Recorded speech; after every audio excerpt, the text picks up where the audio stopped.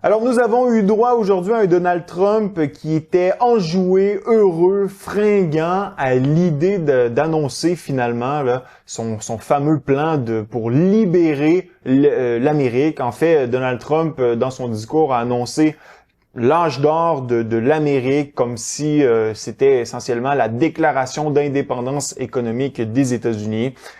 Plusieurs éléments ont été annoncés du côté des tarifs. Donc, ce sont des tarifs que Donald Trump a qualifiés de réciproques. Alors, la bonne nouvelle de ce côté-là, c'est qu'il y a possiblement une porte qui est entrouverte à l'effet que si les pays contre lesquels ces tarifs ont été annoncés décident de retirer les leurs, eh bien, les États-Unis pourraient les abaisser eux aussi.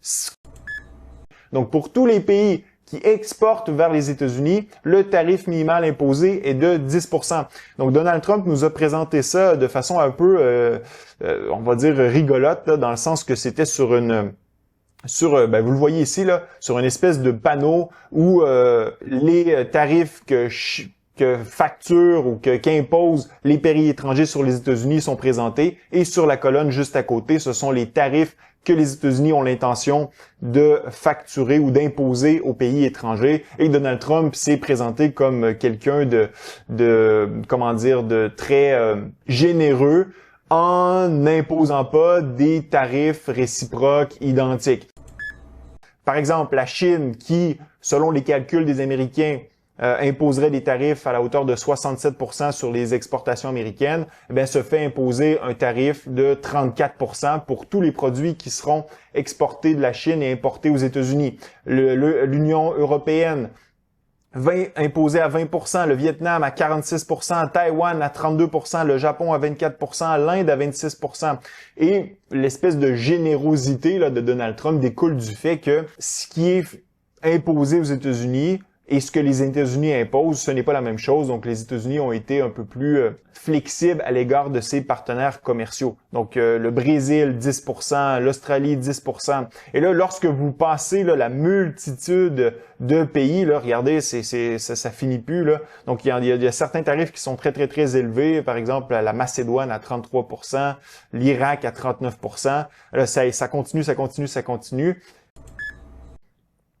Vous voyez justement ce changement de paradigme là. Pendant des années, on a vu les tarifs là imposés par les États-Unis diminuer. On a eu des soubresauts, oui, pendant certaines périodes de l'histoire. D'ailleurs, ça ici, c'est la période de McKinley qui est adoré par Donald Trump.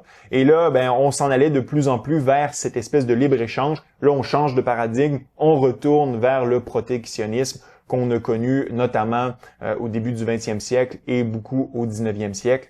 Et ça va avoir des conséquences importantes dans l'économie, que ce soit l'économie canadienne, américaine, mais surtout l'économie mondiale, parce que vous l'avez vu, là, c'est des dizaines et des dizaines et des dizaines de pays qui sont touchés par ces tarifs. Et la première victime de ces tarifs, ça va être les Américains.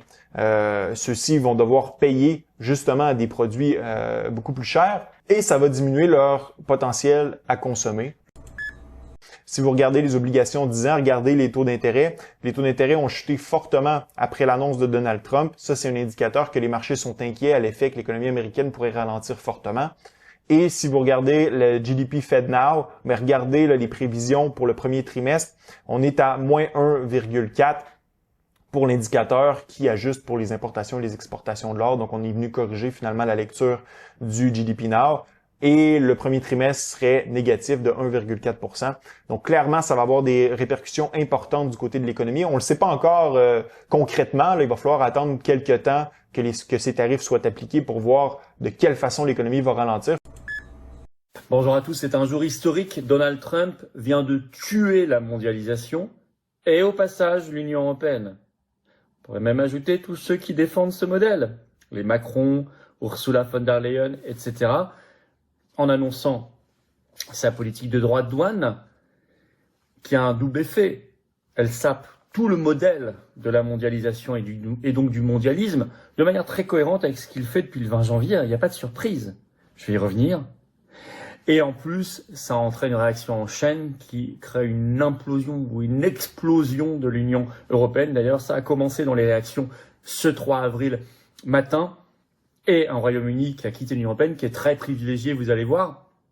Comme quoi il y a un intérêt certain à être un pays indépendant, et la France particulièrement serait très gagnante si elle quittait l'Union européenne de ce point de vue-là. Alors au lieu de chouiner, de pleurer ou d'attaquer Trump, qui défend les intérêts de son pays, on ferait mieux nous-mêmes d'être forts, puissants, et pour cela d'être indépendants par le Frexit. Alors ce 2 avril, depuis la Maison-Blanche, Donald Trump a annoncé les droits de douane sur le monde entier, ce qu'il a appelé le jour de la libération. Et tout de suite, dans son éditorial, le Wall Street Journal ne s'y est pas trompé. Je cite, « Le message de Donald Trump est clair, : la mondialisation est finie ». Alors, le monde, ce 3 avril, a vu la rupture. Il ne l'approuve pas, mais il a vu la rupture avec la mondialisation. Je cite, « Les États-Unis portent un coup spectaculaire contre l'ordre économique mondial qu'ils ont contribué à ériger après la Seconde Guerre mondiale, présentant son pays comme une victime depuis des décennies, abusée de toutes parts sur le plan commercial. Donald Trump a annoncé ce 2 avril des taxes douanières sans précédent. S'exprimant dans la roseraie de la Maison-Blanche, devant son cabinet réuni des ouvriers automobiles de Détroit, le président a engagé son pays vers un modèle de forteresse, souvenir d'un monde fait de droits de douane et d'économies isolées. Là, c'est l'exagération du monde. Notre pays a été pillé, saccagé, violé, dévasté par des nations proches et lointaines, des alliés comme des ennemis, a estimé le président Trump. Selon lui, ce jour de la libération est un préalable à la renaissance de la base industrielle américaine. C'est bien le but. C'est une rupture, parce que c'est la fin du libre-échange. Or, le libre-échange, c'était le fondement économique de la mondialisation. Vous savez, ce modèle qui veut que vous produisiez à des milliers de kilomètres pour consommer ici, pour retraiter vos déchets à d'autres milliers de kilomètres. On fait un bout du produit là, un autre bout à des milliers de kilomètres ailleurs. On sépare complètement le consommateur du producteur, voire parfois de l'ingénieur. Bon, tout ça, c'était ça le modèle de mondialisation. Et chacun va être incité à entendre cette phrase qu'avait dite Trump à Macron lors de son premier mandat en avril 2018, ça avait été rapporté par la presse, confirmé par Macron lui-même. Trump lui avait dit « Pourquoi tu ne quittes pas l'Union européenne ? Nous pourrions alors négocier ensemble un bon accord commercial entre directement les États-Unis et la France, qui reprendrait en main sa souveraineté nationale et donc commerciale. » Ça va pousser à ça. On voit bien tout de suite dans les réactions une logique de démantèlement, d'implosion de l'Union européenne. So do you want to know the part that they're not telling you about tariffs? Here's the reality that nobody's talking about. Nobody. This lighter costs $25 in America to buy an American-made product, okay? China makes one, sells it for $20 here in America. Out of that $20, $5 goes to whoever in America sells it. $15 of it goes back to China. You buy the $25 one in America, all $25 stays in America. So now we want to say, let's balance this out, and we're going to put a 50% tariff on Chinese goods. Now this lighter costs $30 to sell in the United States. Now you have the US-made one at $25. It is cheaper. It's more expensive in the big picture, I get it. But it's now cheaper, so people are going to buy the American-made one. 100% of the $25 that you spend stays in America. Stays here. The demand increases for that business has to hire employees. When many businesses hire employees, that creates a supply shortage of employees, which make wages go up. Is this more expensive for the consumer in the short term? Yes, but you're getting a better product. You're getting a better product for your money, and the money is staying local. Okay, you're not funding these other countries and their businesses. That is the purpose behind all of this. Will we have a recession? Yes. Will prices go up in the short term? Yes. But the lagging effect is all of that money now stays here with us. It's not leaving the country, which gives us more money in the United States to go around for everybody. Of course, every nation in the world is going to say, we're being bad neighbors and bad business partners. Well, of course, we've made them rich. And now we as a people are suffering. We want our money back. Why is that so hard? It's not ideal, but it works and it makes sense. And I'm not a pro-Trumper. at all. But I believe in it. I'm a business owner. I know how it works. Have a great day. The future totalitarian regimes, they no longer require electrified, barbed, wired fences. All they need is a phone and some QR code, a digital ID. And then they can do with you whatever they want. And that is scary. Sophie, le sujet est grave, bien sûr, et les chiffres sont hallucinants. Ah oui, et vous l'avez dit, le Royaume-Uni risque de ne pas s'en remettre. Le pays est en train de démanteler de très vastes réseaux de pédophilie qui ont sévi entre les années 70 et 90 et qui impliqueraient plus de 1400 hommes, dont 261 de ce qu'on appelle ici des high profile, des personnalités en vue. Et le pays se demande encore pourquoi il a fermé les yeux sur ces scandales d'une telle ampleur. Alors les chiffres, vous l'avez dit, donnent le tournis. Plus de 100 000 enfants auraient été abusés, dont Nick, aujourd'hui la quarantaine, et dont nous ne connaissons pas le nom de famille. Alors il a témoigné en décembre dernier et il a affirmé que son père, qui l'abusait régulièrement, l'avait livré en pâture comme esclave sexuel à un groupe de parlementaires et que comme lui, 15 à 20 autres garçons auraient été concernés. Mais bien d'autres affaires sont en train de remonter à la surface et la police ne cesse de recueillir des nouvelles plaintes sur ces 1433 suspects. Très exactement, 216 sont morts, mais il resterait 76 politiciens, 43 personnes de l'industrie musicale, 135 personnes travaillant à la télévision, la radio ou dans l'industrie du film et 7 dans le monde du sport. Bref, ce scandale intervient dans la foulée de l'affaire qu'on a appelée Jimmy Savile, du nom du présentateur vedette, d'un des présentateurs vedettes de la BBC, dont on a appris après sa mort intervenue en 2011, qu'il avait abusé de centaines d'enfants sans jamais avoir été inquiété. Mais tous les réseaux de trafic de personnes et la corruption, et on a eu un vent avec Jeffrey Epstein, l'arrestation de Jeffrey Epstein et les réseaux pédocriminels, c'est ça le sens réel de la présidence de Donald Trump. Alors tu me dis, pourquoi j'appuie Donald Trump? Ça, c'est une des raisons, et ça s'inscrit dans le cadre de l'information contre les médias qui sont contrôlés par l'État profond. OK, mais ça, c'est la théorie du complot solide.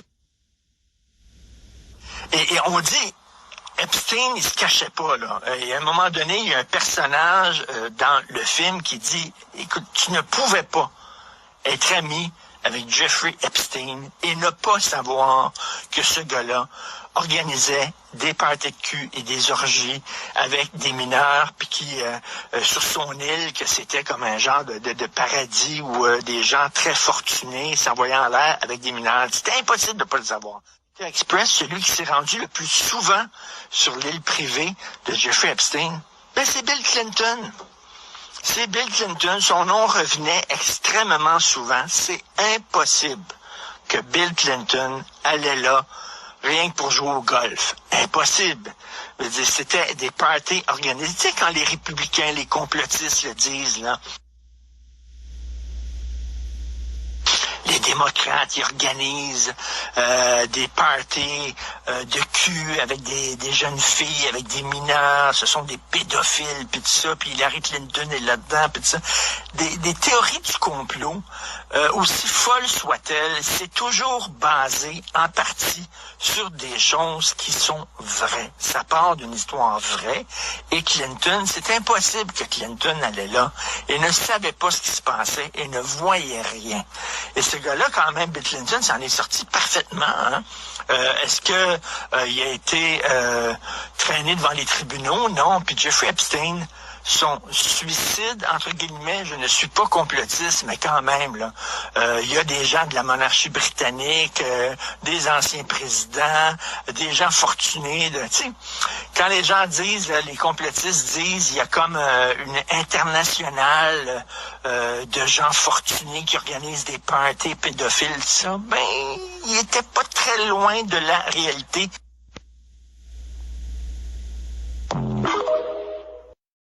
I'm not here to make you believe contrails exist, which are scientifically proven that they exist. I'm not here to make you believe that chemtrails are real. I think the individual who actually owns the industry that says he cloud seeds kind of indicated that those things are real, not necessarily things that he does. And I'm not here to make you believe or make you find it truthful that cloud seeding exists, even though the guy who gets paid to do that does it. I'm here to tell you that I'm against heavy metals being sprayed over our state on every level. It doesn't matter how it's done, whether it's through aerosol spray, through organizations that are hired to do this. I think those heavy metals we know scientifically cause major health issues for every single human being that exists on planet Earth. It causes you to inhale it if it's done. It causes you to absorb it in your skin if it's done, and it causes you to ingest it when you eat your food or eat your crops that are being delivered to the stores that we buy all that stuff from. So my argument today would be, that we look at it from that perspective, not from the idea that I'm wearing a tin hat and I'm up here to debate something that isn't real or is real. It's the fact that they can do that, whoever they is.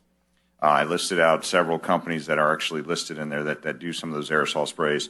And they shouldn't be allowed to do that in our state of Florida. I want to protect and preserve what we have, the waterways. That's why I ran a bill last year to protect the waters that we have shedding off of farmland and land in the state.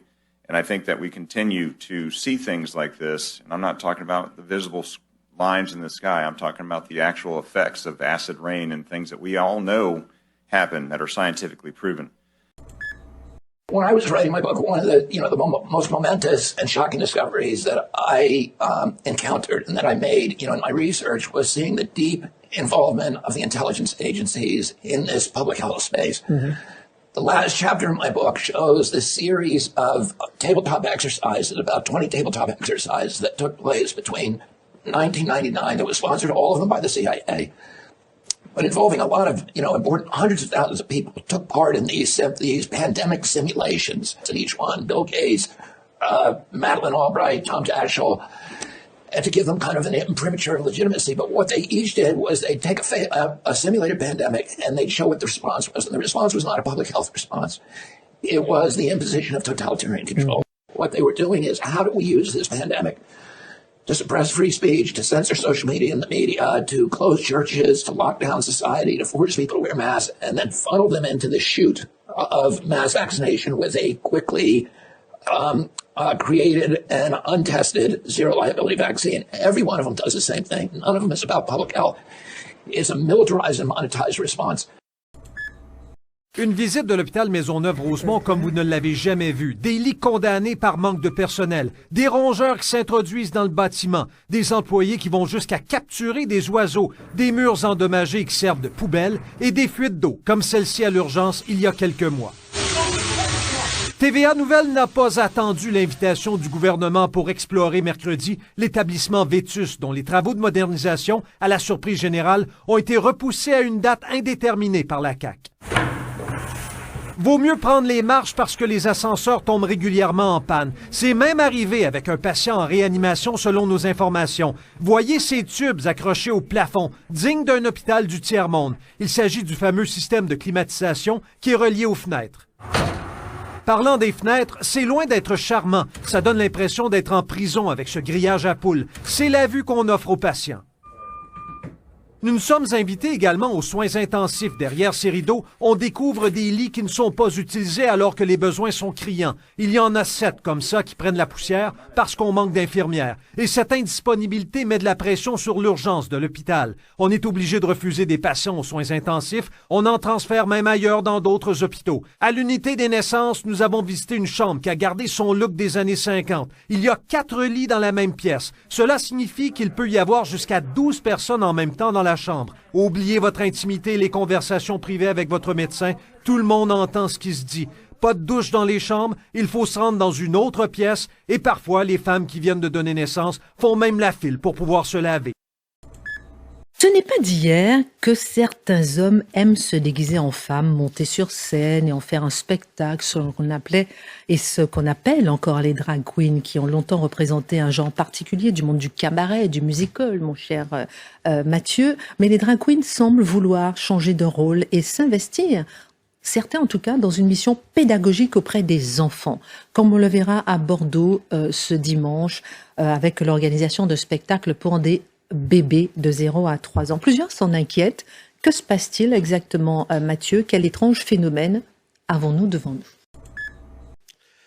Alors, tout ça, comme je le dis, le drag queen révèle le caractère apparemment artificiel de l'identité de genre. Ce serait finalement, c'est le bélier idéologique et théorique de la théorie du genre qui prend un visage ludique. Et là, on arrive à la question de l'école et des enfants, encore une fois.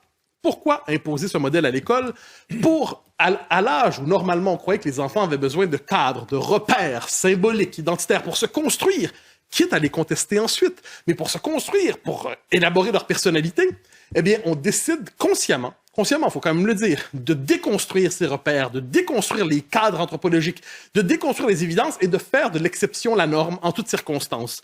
À travers ça, c'est une forme de provocation à répétition. Il y a l'idée que dès le plus jeune âge, il faut faire en sorte que les enfants ne s'identifient pas à leur identité de genre naturelle ou à leur sexe biologique, mais qu'ils soient dans une quête de questionnement, une remise en question permanente d'eux-mêmes pour savoir qui ils sont vraiment et décideront à l'âge adulte. Et puis là, on a vu effectivement que ce sont des bébés... C'est encore 0 à 3 ans. Et puis peut-être juste un rappel aussi par rapport à ce qui s'est passé à Sciences Po. Je le disais en titre, cette femme qui a été écartée de Sciences Po, professeure, parce qu'elle refusait d'admettre, en étant professeure de tango, que 2 hommes dansent ensemble, que 2 femmes dansent ensemble. C'est même pire que ça. Parce qu'on a vu effectivement cette histoire en tournée, on l'a vu, c'est une professeure à Sciences Po qui donnait des cours de danse de couple, et elle disait il faut à peu près égal homme, égal femme, s'il y a une forme de... Si c'est débalancé dans le cours, il y aura un peu plus de femmes qui prendront le rôle des hommes, mais globalement, Sciences Po dit hommes et femmes, c'est discriminatoire comme concept. Donc, vous voyez, aujourd'hui, la discrimination, ça ne consiste pas à discriminer, utiliser les mots hommes et femmes, c'est déjà la première étape de la discrimination. Et alors, elle dit, là, elle dit, je me contrefiche, pas une question d'homophobie ou quoi que ce soit. Genre, les gens, elle dit, j'ai souvent dansé avec des hommes qui étaient homosexuels, je m'en contrefiche. Elle dit simplement qu'il y a une complémentarité naturelle entre l'homme et la femme, et que cette complémentarité est mise en scène notamment par sa danse, mais pas pour avoir plaidé pour la complémentarité et avoir rappelé l'existence de l'homme et de la femme, on l'a accusé de sexisme et compagnie, transphobie probablement. Donc, je le redis tout simplement en un mot, il s'agit d'une révolution, il s'agit d'arracher tout ce qui vient du monde d'hier, jusqu'à l'existence même de l'homme et de la femme. Et pour cela, on sera prêt à tout et on voudra l'inculquer dans la conscience des enfants. Je me suis habillée en homme. Est-ce que... Ah oui, ça va, ça passe. Non, ça. vous jouez Ça va intelligemment encore avec les codes de absolument féminine. Ça va, ça passe un peu. Bon, non. Aucun souci, je ne vous ai pas pris pour un homme. Je vous taquine. Ouh.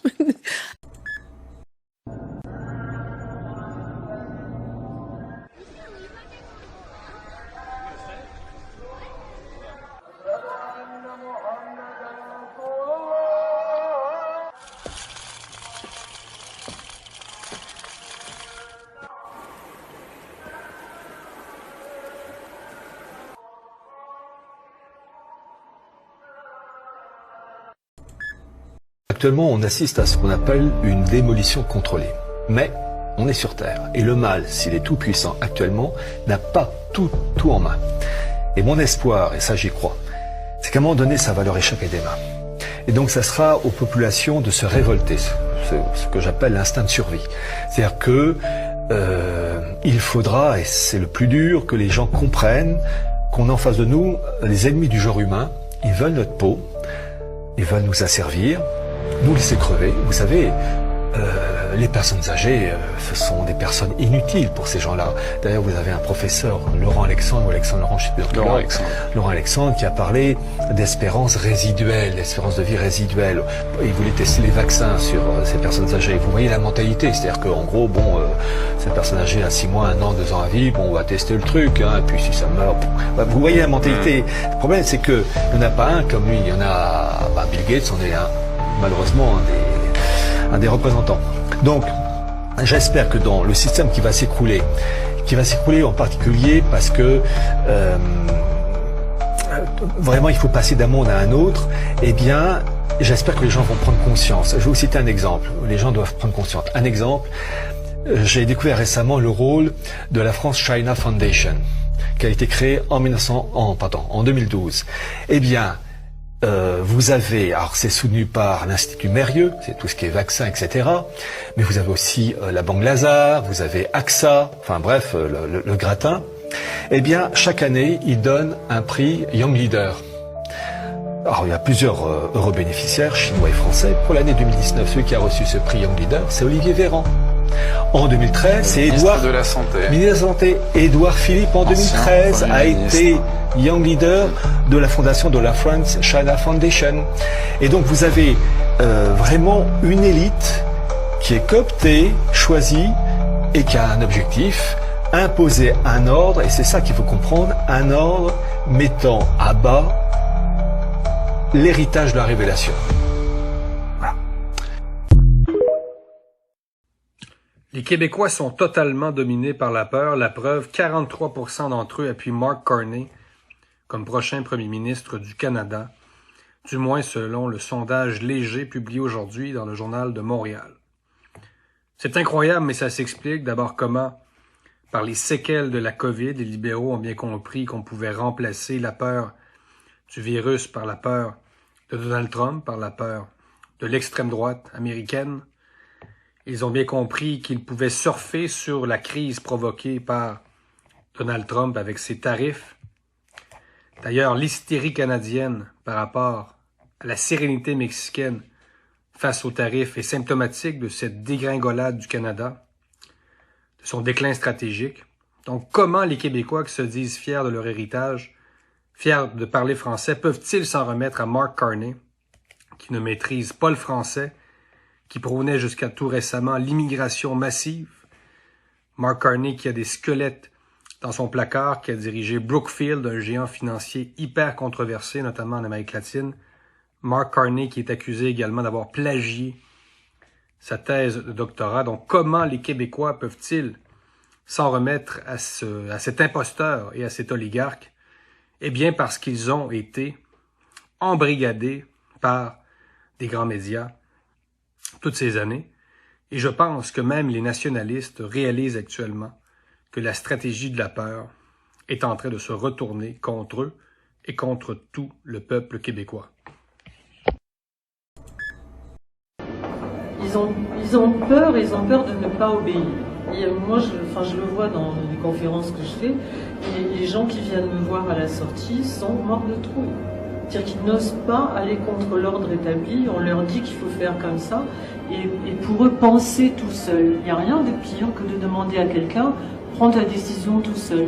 Moi, on vient me voir, on me dit, mais qu'est-ce que je fais? J'ai ma fille qui est comme ça, mon fils qui est comme ça, qu'est-ce que je fais? Et je leur dis, je dénonce les gens qui vous enlèvent votre liberté de penser, c'est pas pour être un gourou. Donc la première des choses que vous devez faire, c'est vous informer. Je vous demande pas de me croire, regardez les preuves, informez-vous, et après prenez votre décision. Bon, on s'aperçoit que la chose qui fait le plus peur en ce moment aux Français, c'est de décider quelque chose tout seul. Et donc, à partir de là, comme ils sont déjà morts de trouille, je pense pas que ce soit notre rôle à nous qui avons choisi d'informer et qui avons choisi de nous battre. C'est pas notre rôle d'aller dire aux gens, vous savez, c'est des gros méchants, ils nous font du mal, et ils sont pas gentils avec.